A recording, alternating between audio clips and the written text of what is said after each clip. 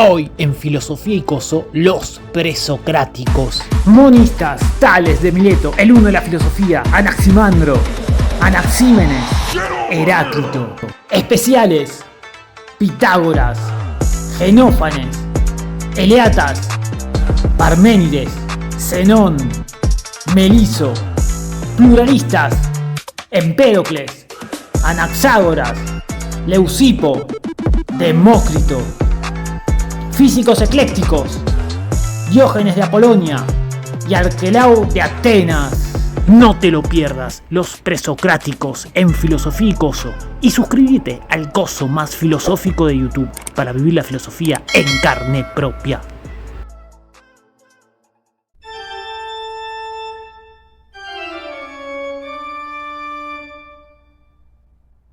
Se considera presocráticos a los filósofos que en principio nacieron antes que Sócrates, aunque hubo algunos que fueron contemporáneos.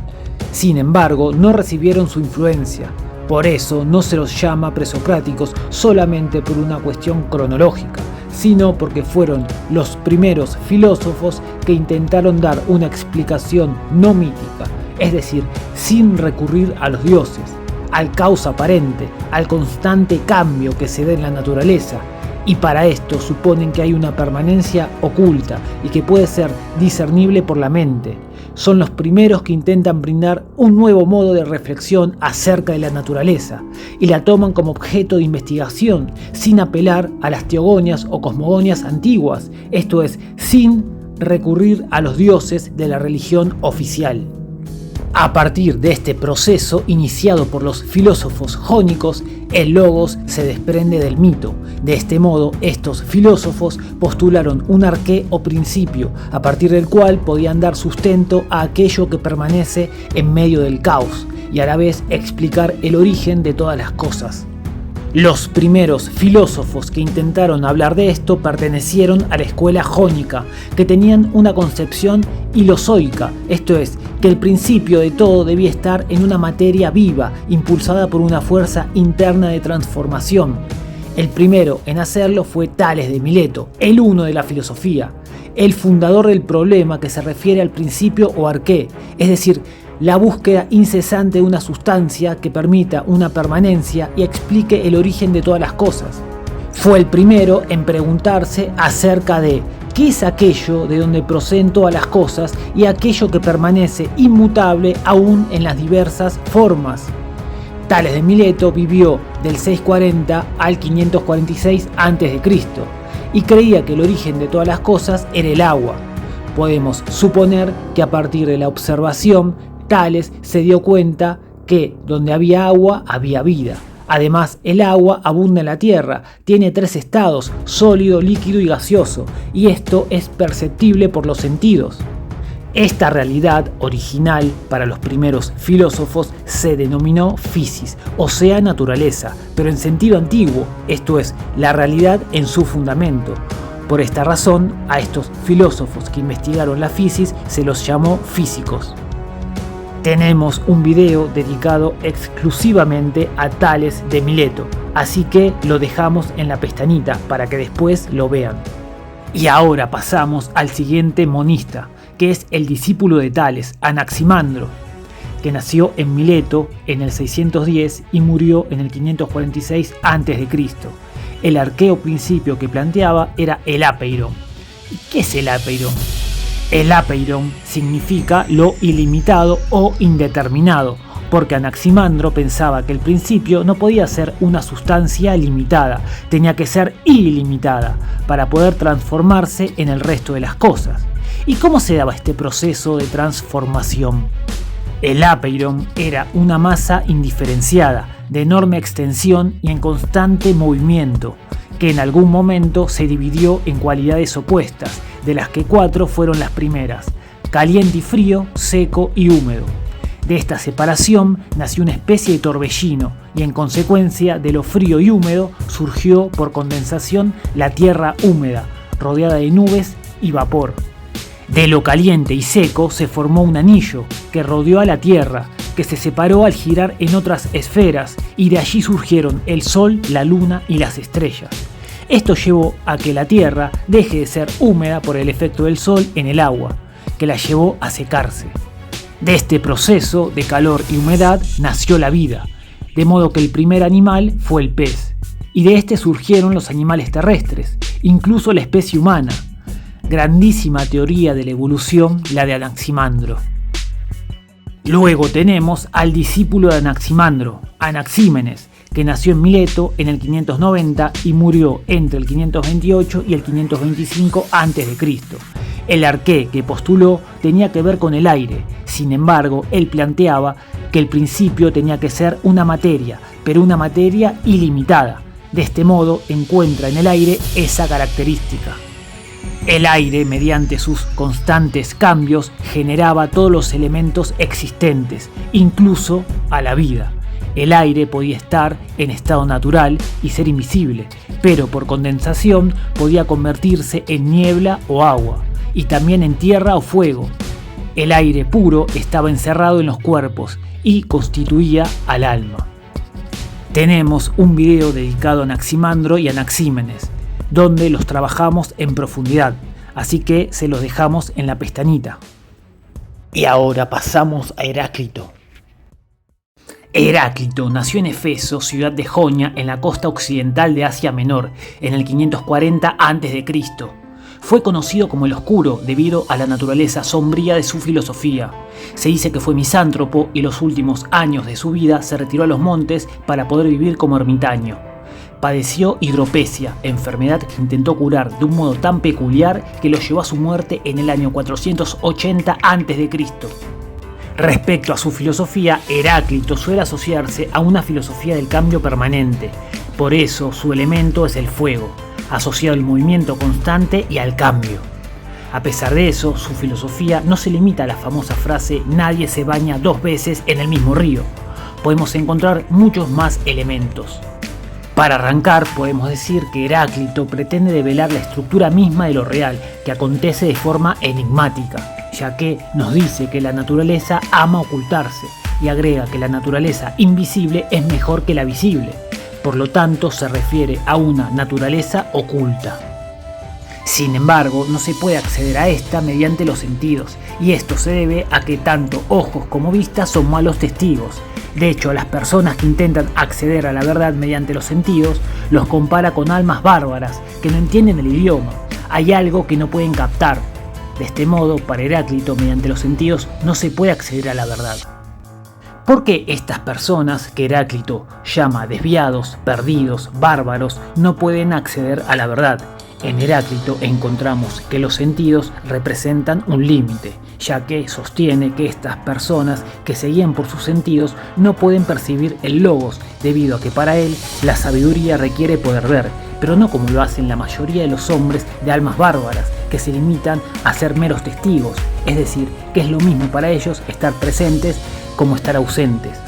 El alma de la mayoría de los hombres no los hace capaces de interpretar adecuadamente aquello que perciben.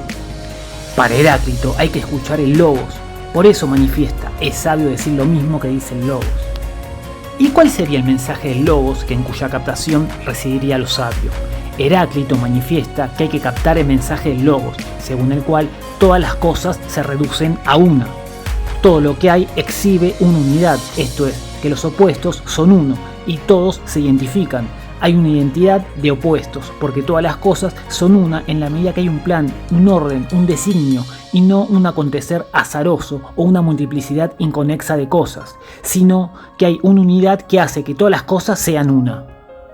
La sabiduría es resultado de escuchar al logos y de reiterar, repetir y difundir ese mensaje. Heráclito trató de hacer audible un mensaje que está en la realidad misma. El logos para Heráclito existió siempre y además hay una permanente y eterna incapacidad humana para comprenderlo, tanto antes de oírlo como una vez que se ha oído. Pero ¿cómo coexisten en Heráclito este logos que aspira a la unidad del todo con los opuestos permanentes? Heráclito le va a otorgar al logos el nombre de pólemos, de guerra. Eso nos permite entender de qué forma actúa el logos en el conjunto de la realidad. Nos da la pauta que hay una noción común de guerra, esto es que el logos de Heráclito unifica y armoniza, pero es una unidad de factores hostiles y esta armonía es un ensamble, no está sintetizada. La oposición o guerra no fue superada, sino que se mantienen en conflicto, en tensión, y esto lo utiliza para describir el ensamble cósmico, o sea, todo lo que hay queda descrito como una unidad de tensiones en conflicto. En el fragmento 51 dice que es una armonía de tensiones opuestas, como la del arco y la lira.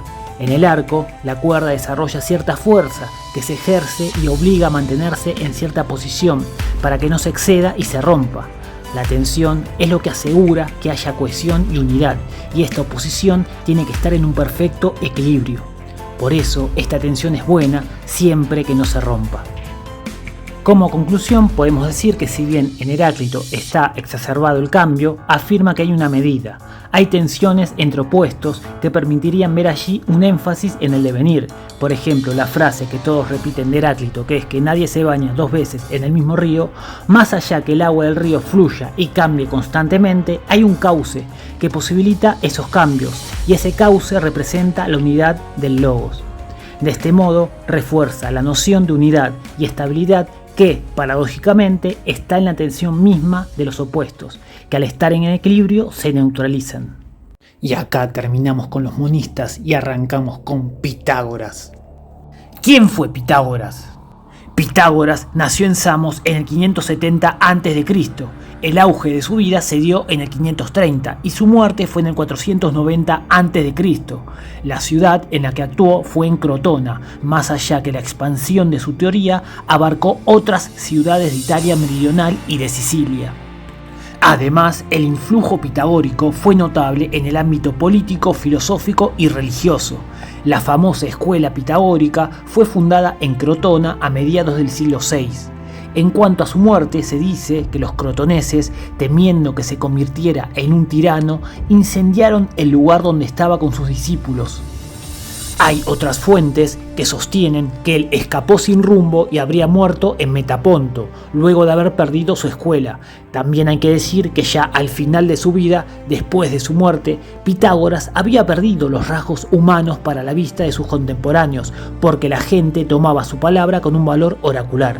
Era visto como una especie de divinidad, lo que llevó a que las distintas obras acerca de la vida de Pitágoras, escritas en una época cercana a su muerte, no sean consideradas históricamente. Se le atribuyen a Pitágoras muchos escritos, sin embargo, la mayoría que nos han llegado son falsificaciones de épocas posteriores. Tampoco puede afirmarse mucho sobre el pensamiento original de Pitágoras. Ya Aristóteles, cuando tuvo que analizar la historia de Pitágoras, no tenía elementos suficientes para diferenciar a Pitágoras de sus discípulos o seguidores. Por lo tanto, llamó a todos los pitagóricos. Por esta razón, nos referiremos al pensamiento de los pitagóricos y no de Pitágoras como individuo. Pitágoras heredó de sus predecesores la problemática del principio o arqué. De hecho, recibió enseñanzas de Tales de Mileto y de Anaximandro. Sin embargo, para los pitagóricos, el principio o arqué no era algo físico como el agua en Tales o el fuego en Heráclito, sino un número, y esto se debe a que sostenían que todos los fenómenos de la realidad, como la música, la astronomía, los fenómenos biológicos, ocurrían según una regularidad medida y expresable en números. Por lo tanto, el número era la causa de todas las cosas y además lo que determinaba su esencia y la recíproca relación con las otras cosas. Entonces, ¿qué es esto de que el número sea el principio? Una de las fuentes más confiables del pensamiento de los pitagóricos la tenemos en Aristóteles, donde nos dice que para ellos en todas las cosas existía una regularidad matemática. Ustedes imaginen, darse cuenta de esto debió producir una impresión extraordinaria en los pitagóricos. Fue una etapa fundamental para el desarrollo espiritual de Occidente. ¿Cuál habrá sido la reacción al darse cuenta que tanto los sonidos como la música, a la que los pitagóricos le daban una especial importancia como medio de purificación y de catarsis, son traducibles en determinaciones numéricas, o que la diversidad de los sonidos de un instrumento musical dependen de la longitud de la cuerda, y esto puede ser determinado a través de un número? Incluso descubrieron la incidencia determinante del número en los fenómenos del universo, por ejemplo, las leyes numéricas que determinan estaciones, años, meses, hasta los distintos procesos biológicos, como la incubación del feto en los animales o los distintos fenómenos de la vida. Todo esto lo expresaron a partir de leyes numéricas, lo que habrá despertado una euforia tal que los llevó a buscar correspondencias numéricas en ciertas cosas que no las tenía, como por ejemplo la justicia. Sin embargo, tenemos que aclarar que para ellos el número no era una abstracción simplemente, como lo es para nosotros, sino que era el fundamento de la realidad, era algo real como principio constitutivo de las cosas, era la physis de las cosas mismas. Y si quieren saber qué era la physis y los físicos, les dejamos en la pestañita el video que hicimos acerca del origen de la filosofía. Y ahora vamos a responder otra cuestión. Si bien todas las cosas proceden de los números, ¿de dónde proceden los números para los pitagóricos? Los números procedían de otros elementos. En este sentido, los números eran una cantidad indeterminada que poco a poco se delimitaba o determinaba hacia el infinito. De este modo, resultaba que el número estaba constituido de dos elementos, uno indeterminado e ilimitado y otro determinado y limitante. El número, pues, nacía del acuerdo de los elementos limitantes y de los elementos ilimitados, que a su vez originaban todas las otras cosas.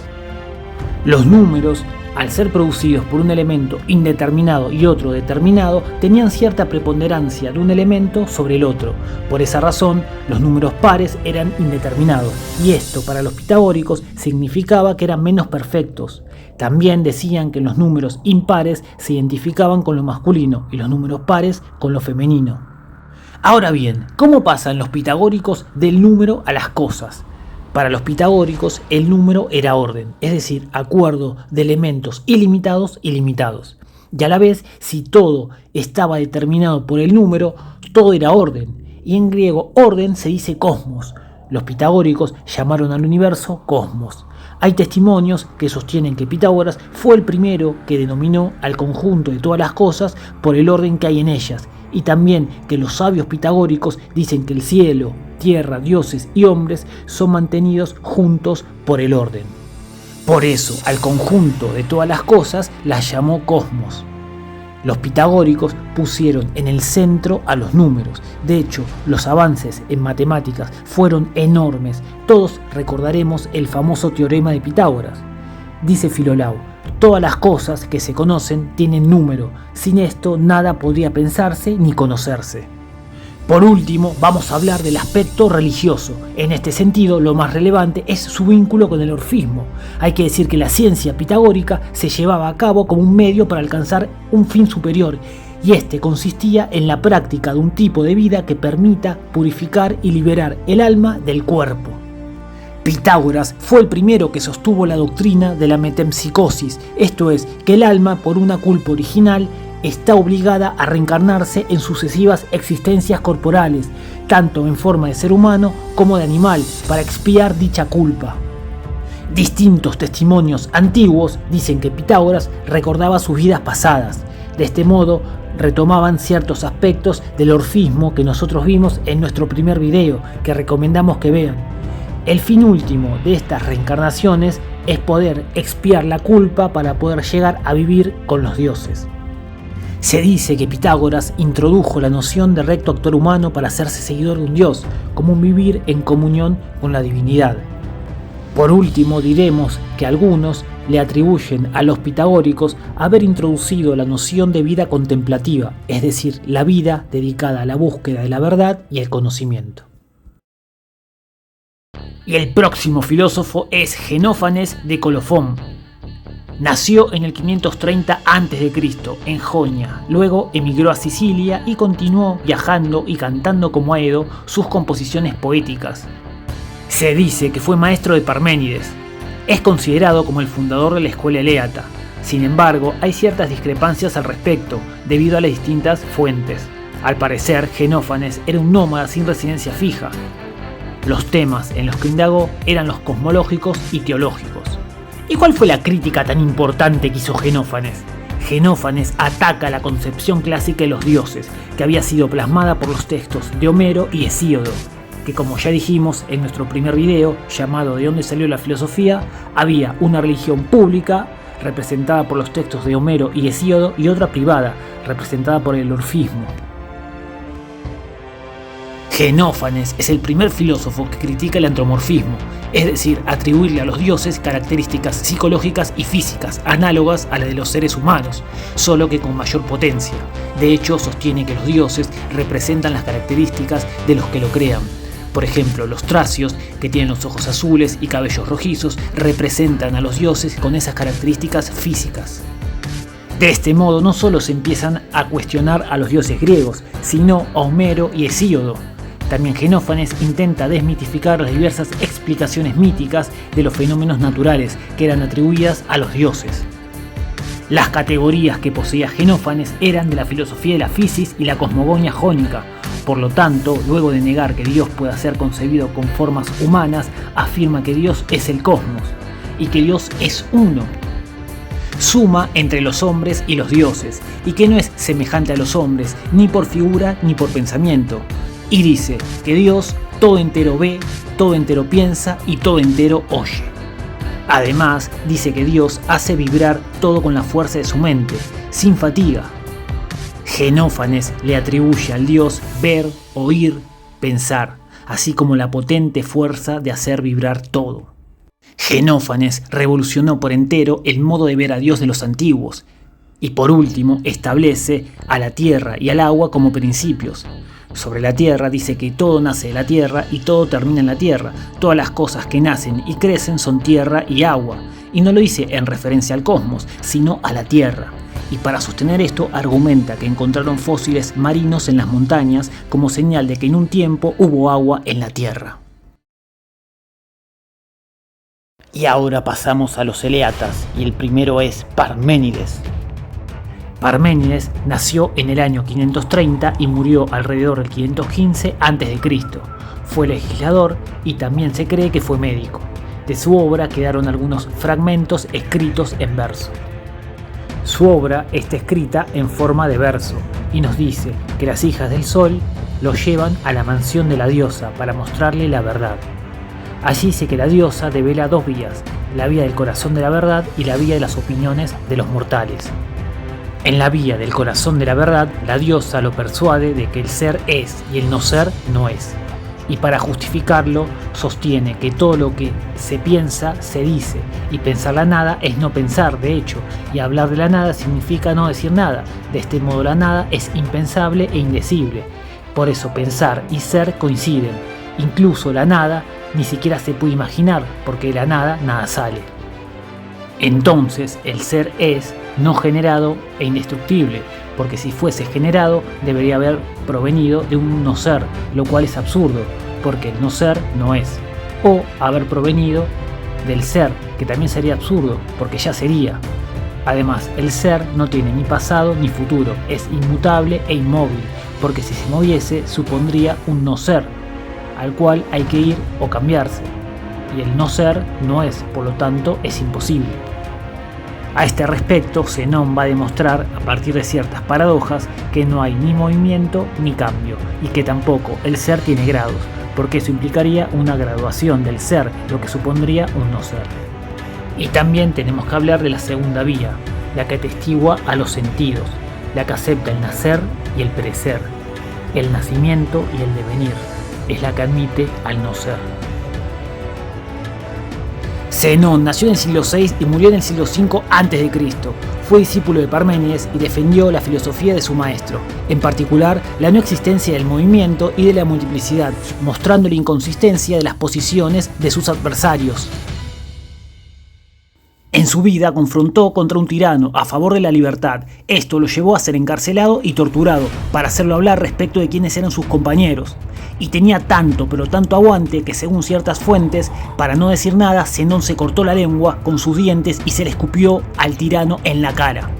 Sin embargo, otra variante del mismo suceso dice que ante esta misma situación, Zenón, en lugar de dar a conocer quiénes eran sus compañeros, dijo que sus compañeros eran los ayudantes del tirano, lo que hizo que los mande a matar y así el tirano, al quedar solo, sea derrotado. De su obra nos llegan fragmentos. Creó el método de refutación dialéctico. El procedimiento que adopta Zenón consiste en ver que las consecuencias que se derivan de los argumentos adoptados para refutar a Parménides son más contradictorios y ridículos que la tesis que intentan refutar. Esto hoy se llama demostración por el absurdo. Estos argumentos van en contra de la multiplicidad y el movimiento. Les dejamos abajo un video que hicimos acerca de la paradoja más famosa de Zenón, la de Aquiles y la tortuga. En cuanto a Meliso, tenemos que decir que nació en Samos a fines del siglo VI y comienzos del siglo V a.C. Fue nombrado estratega por sus conciudadanos y derrotó a la flota de Pericles. Escribió un libro conocido como Sobre la naturaleza o Sobre el ser, del cual nos llegan fragmentos. Sistematizó y corrigió la doctrina eleata, afirmó que el ser debe ser infinito y no finito como decía Parménides, porque no tiene límites, ni espacialidad, ni temporalidad, ya que si fuese finito debería limitar con el vacío y por lo tanto con el ser, lo cual es imposible. En cuanto a infinito, el ser es necesariamente uno, porque si fuesen dos no podrían ser infinitos, porque uno limitaría al otro. A este uno infinito lo llamó incorpóreo, pero no en el sentido inmaterial, sino en el sentido de que está privado de cualquier figura que lo determine, como un cuerpo, y no puede por lo tanto poseer la perfección de la figura de la esfera, cosa que proponía Parménides. De este modo, el eleatismo culmina con la afirmación de un ser eterno, infinito, uno, igual y múltiple, incorpóreo, inmóvil y con la negación del derecho de los fenómenos a la pretensión de un reconocimiento verdadero. Y hasta acá con los eleatas. Comenzaremos con los pluralistas. Y ahora pasaremos a Empédocles. Es considerado como el primero de los pluralistas, es decir, que postulaba más de un elemento como arqué. Nació en Agrigento, fue filósofo, médico, místico, taumaturgo y activo en la vida política. Compuso un poema llamado Sobre la naturaleza y un poema lustral del que han llegado fragmentos. Respecto a su filosofía, Empédocles sostenía, al igual que los eleatas, que nacer y perecer es imposible, porque, al igual que sostiene Parménides, entiende que tal circunstancia sería venir de la nada e ir hacia la nada, y eso, para esta corriente de pensamiento, era imposible. Porque para los eleatas, el ser es y el no ser no es. Por lo tanto, para Empédocles, nacimiento y muerte no existen. Entonces propone que lo que se llama nacimiento y muerte en realidad es el mezclarse y el disolverse de ciertas sustancias que permanecen eternamente iguales y son indestructibles. Estas son el agua, el aire, la tierra y el fuego. En la llama, las raíces de todas las cosas. De este modo nació la noción de elemento como algo original y cualitativamente inmutable, capaz de unirse y separarse espacial y mecánicamente. Los filósofos jónicos ya habían escogido algunas de estas realidades como principio, haciendo provenir las otras mediante un proceso de transformación. Lo que propone Empédocles como novedoso es la inalterabilidad cualitativa y la intransformabilidad de cada uno. De este modo se va formando la conciencia pluralista, que supera tanto al monismo jónico como al de los eleatas. Asimismo, Empédocles propone los 4 elementos, y estos 4 elementos, uniéndose, dan origen a la generación de las cosas, y separándose producen la corrupción. Ahora bien, ¿cuál es la fuerza que actúa para que se unan y se separen? Estas fuerzas que, según Empédocles, son fuerzas cósmicas. En este sentido, por un lado vamos a tener al amor y la amistad, que son los que producen la generación, y por otro lado al odio y a la discordia, que producen la corrupción.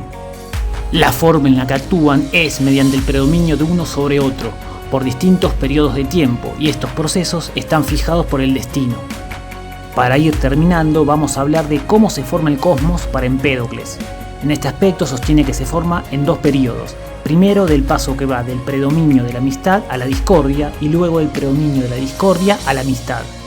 Este proceso se da en 2 instancias, por un lado un proceso de generación y por otro de destrucción, lo que implica que necesariamente para la creación del cosmos actúan las 2 fuerzas, es decir, hay un proceso de nacimiento del cosmos y a la vez de destrucción, hasta lograr en esa puja entre las 2 fuerzas el cosmos. Anaxágoras fue un filósofo presocrático que nació en Clazomenas, lo que sería hoy Turquía, en el 500 a.C. y murió en el 428, a los 72 años en Lámsaco.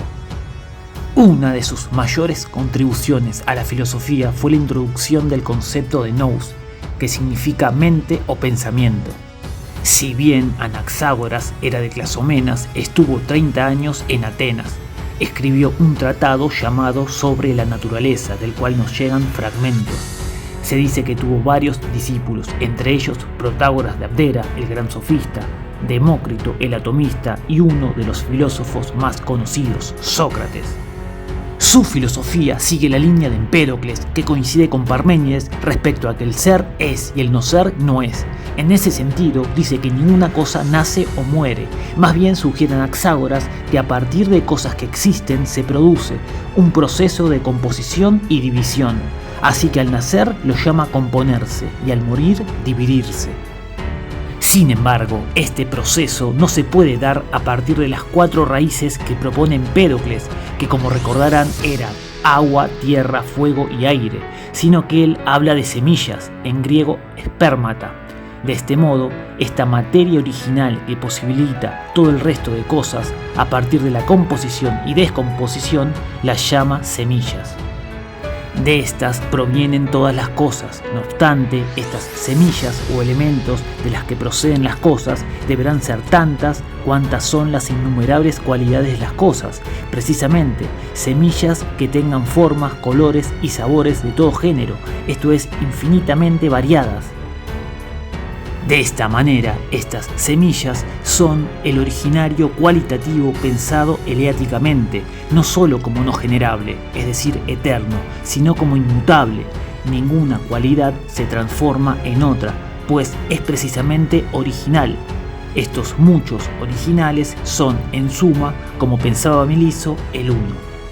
Estas semillas no solo son infinitas tomadas en conjunto como cualidades infinitas, también son tomadas cada una singularmente, o sea, en cantidad, no tienen límite en grandeza, son inagotables y tampoco en la pequeñez. Obviamente sin llegar a la nada, porque la nada no es, como ya dijimos, esto no impide que cualquier semilla se pueda dividir en partes cada vez más pequeñas, hasta el infinito. Además, las partes así obtenidas serán siempre la misma cualidad, porque son divisibles, siempre en partes iguales. A estas partes Aristóteles las llamó homeomerias, que significa partes cualitativamente iguales. Las homeomerias en un principio consistían en una masa en donde estaba todo mezclado, de modo que no se distinguía nada. Luego, una inteligencia o nous determinó un movimiento que produjo que esa mezcla del caos se ordene, y de ahí brotaron todas las cosas. Entonces, las cosas son una mezcla bien ordenada en la que existen todos los gérmenes de cada una de las cosas, en medidas pequeñísimas y proporcionados de modo diverso. El predominio de este o de aquel germen es lo que hace que una cosa se determine y en consecuencia se diferencie de otras cosas. Por eso Anaxágoras sostiene que todo está en todo. En cada cosa hay partes de otras cosas. De esta manera intenta demostrar que nada sale de la nada, ni va hacia la nada, ni viene de la nada, sino que todo está en el ser, desde siempre y para siempre. ¿Y qué sería esta inteligencia o nous que determinó el movimiento inicial? He aquí cómo lo describe Anaxágoras en uno de los fragmentos que han llegado hasta nosotros y que es determinante para el desarrollo del pensamiento presocrático. Todas las otras cosas tienen parte de cada cosa, pero la inteligencia es ilimitada, independiente y no mezclada con alguna cosa, sino que está sola en sí. Si, en efecto, no estuviera en sí, sino que estuviera mezclada con cualquier cosa, participaría de todas las cosas. Pero, si en todo se encuentra, en efecto, parte de cada cosa, como he dicho antes, las cosas mezcladas le servirían de obstáculo, de modo que no tendría poder sobre las cosas, como lo tiene estando sola y en sí. Es, en efecto, la más sutil y más pura de todas las cosas, y posee pleno conocimiento de todo, y tiene grandísima fuerza. Y la inteligencia domina todas las cosas que tienen vida, tanto las mayores como las menores. El fragmento citado de Anaxágoras tiene la noción de un principio, que es infinito y separado de todo el resto, la más sutil y pura de todas las cosas, de hecho dice que es igual a sí mismo. Esta noción fue un gran avance para el pensamiento de los presocráticos y aparece como un nuevo personaje en la filosofía de gran relevancia. No olvidemos que luego esta noción va a ser usada por Platón como demiurgo o incluso como Dios. En cuanto a Demócrito y al atomismo, nos referiremos de forma genérica, porque ya tenemos un video que dejamos abajo para que después, si les interesa la gran escuela atomista, lo vean. Allí explicamos tanto la teoría atomista como las nociones de Leucipo y Demócrito. Sin embargo, diremos que Leucipo era nativo de Mileto y que se fue a Elea a estudiar con Parménides a mitad del siglo V. De ahí se fue a Abdera, donde fundó su escuela. Su mejor discípulo fue Demócrito, que nació en el 460 a.C. y murió ya muy anciano. De hecho, llegó a ser contemporáneo a Sócrates. En cuanto a su filosofía, diremos que para los atomistas todo era átomos y vacío.